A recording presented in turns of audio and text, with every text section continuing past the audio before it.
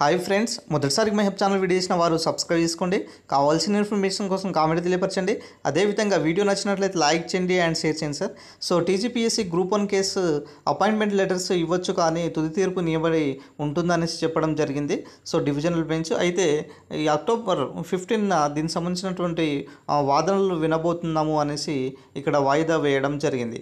అయితే విషయానికి వస్తే దాదాపుగా సింగిల్ జడ్జిమెంట్ తీర్పును పక్కన పెట్టి 6 నెలలు టైం తీసుకుందండి సింగిల్ జడ్జిమెంటు. సో దానికి 2 నెలలుగా మరి ఆ యొక్క కేసు రాయడానికే సరిపోయింది టైం. 6 నెలలు 6 నెలలు వినడానికి, 2 నెలలు ఇట్లా మొత్తము రాయడానికి అంత పటిష్టాత్మకంగా రాసినటువంటి సింగిల్ జడ్జిమెంట్ తీర్పును పక్కన పెట్టి డివిజనల్ బెంచ్ ఇంత సింపుల్గా ఇవ్వడము అనేది చాలా ఆశ్చర్యకరంగా ఒక ఊహించని సంఘటనగా మారింది ఇప్పుడు టీజీపీఎస్సీ గ్రూప్ 1 సంబంధించినటువంటి కేసు.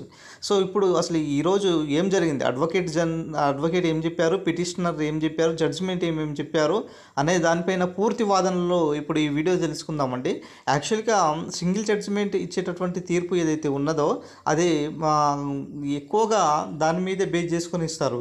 కానీ ఈరోజు జరిగినటువంటి ఏదైతే గ్రూప్ 1 కేసు సంబంధించినటువంటి ఉన్నదో సింగిల్ బెంచ్ జడ్జిమెంట్ మొత్తం అసలు ఏం లేకుండా ఇక్కడ డివిజనల్ బెంచ్ ఇవ్వడం జరిగింది. అసలు ఏం జరిగిందంటే పూర్తి వివరాలు చూద్దాం.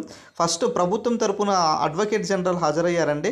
సో జడ్జి గారు ఏమన్నారంటే, సింగిల్ బెంచ్ తీర్పులో ఇంటిగ్రిటీ లాంటి సున్నితమైన పదాలు వాడారు, ఏదైనా ఆధారాలు ఉన్నాయా అని చెప్పారు.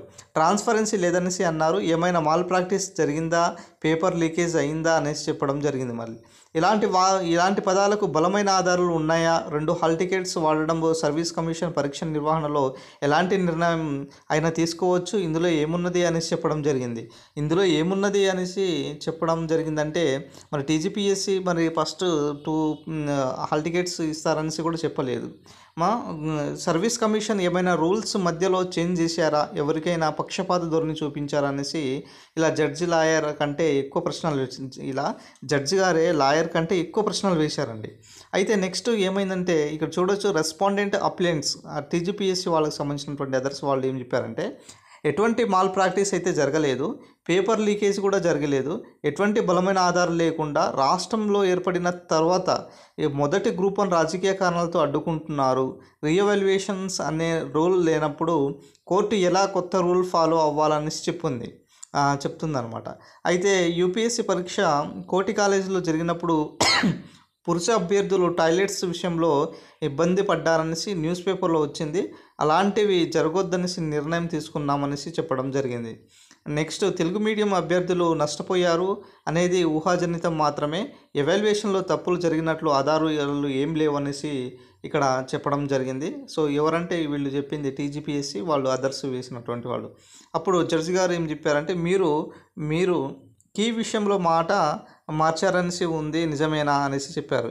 రెస్పాండెంట్ అప్లెట్స్ చెప్పింది ఏంటంటే, లేదు మేము ప్రిలిమ్స్ లాంటికి ఉండదనేసి మాత్రమే చెప్పాము అనేసి చెప్పడం జరిగింది. పిటిషనర్ తరపునటువంటి వాదనలు ఏం చెప్పారు, మాల్ ప్రాక్టీస్ జరగడానికి ఉన్న అవకాశాలు అన్నీ కూడా మేము క్లియర్గా వివరించాము, వాల్యుయేషన్లో జరిగిన లోపాలను కూడా మేము కోర్టును వివరించాము, హాజరైన అభ్యర్థుల సంఖ్యలో తేడాను కోర్టును గుర్తించింది, తెలుగు మీడియం అభ్యర్థులకు జరిగిన అన్యాయాన్ని కోర్టు గుర్తించింది, తెలుగు మీడియం పేపర్లు దిద్దడంలో నెటిజన్లు నెగ్లిజెన్స్గా పక్షపాతంగా వ్యవహరించారు, ఇవన్నీ కూడా చెప్పారనేసి పిటిషనర్ తరపునటువంటి వాదనలు చెప్పారు. అప్పుడు జడ్జి గారు ఏమన్నారంటే, ఇంటిగ్రిటీ అనే పదం వాడినప్పుడు దానికి బలమైన ఆధారాలు జడ్జిమెంట్లో ఎక్కడున్నాయి అని చెప్పారు. ఈ ఎవాల్యుయేషన్లో ఎలా చేయాలి, ఏది మంచిది అని కోర్టు ఎలా నిర్ణయించగలదు, కోర్టుకు అన్ని పరిధులు ఉన్నాయి, ఆ పరీక్షల్లో ఇన్ని లోపాలు ఉన్నాయి అన్నప్పుడు రీఎవాల్యుయేషన్ చేయమని ఎందుకు చెప్పారు అని, దాని వల్ల ఏంటి ఉపయోగం అనేసి చెప్పడం జరిగిందండి. అప్పుడు పిటిషనర్ తరపునటువంటి వాదనలో వాళ్ళు ఏం చెప్పారంటే, పరీక్ష నిర్వహణలో లోపాలు, పేపర్స్ ఎవాల్యుయేషన్లోని లోపాలను గుర్తించి సర్వీస్ కమిషన్ యొక్క చిత్తశుద్ధిని కోర్టు ప్రశ్నించింది. పిటిషనర్ తరపున ఉన్నటువంటి వాదనలు ఇది. పరీక్షల నిర్వహణలో లోపాలు, పేపర్స్ ఎవాల్యుయేషన్లో లోపాలను గుర్తించి సర్వీస్ కమిషన్ యొక్క చిత్తశుద్ధిని కోర్టు ప్రశ్నించింది అన్నారు. అప్పుడు జడ్జి గారు కలుగజేసుకొని ఇక్కడ ఏమన్నారంటే, సింగిల్ బెంచ్లో చేసినటువంటి కామెంట్స్లో ఎటువంటి బలమైన ఆధారాలు కనిపించలేదు అని చెప్పారు.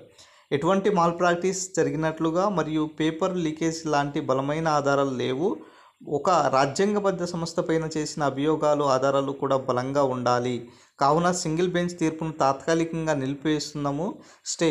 సో సర్వీస్ కమిషన్ అపాయింట్మెంట్ ఇవ్వచ్చు, కానీ తర్వాత పరిణామాలు తుది తీర్పుకు అనుసరించి ఉంటాయి అనేసి చెప్పడం జరిగింది. అదేవిధంగా అక్టోబర్ 15న ఇరువైపు వాదనలు అన్నీ వింటాము అనేసి కూడా ముగించారండి.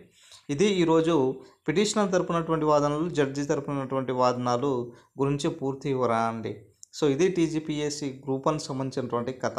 మరి అక్టోబర్ 15 తర్వాత ఏం జరుగుతుందో అప్పుడు వివరిస్తాను ఫ్రెండ్స్. ఇంకా మా ఛానల్ ఎవరైనా సబ్స్క్రైబ్ చేసుకోకపోతే సబ్స్క్రైబ్ చేసుకోండి ఫ్రెండ్స్.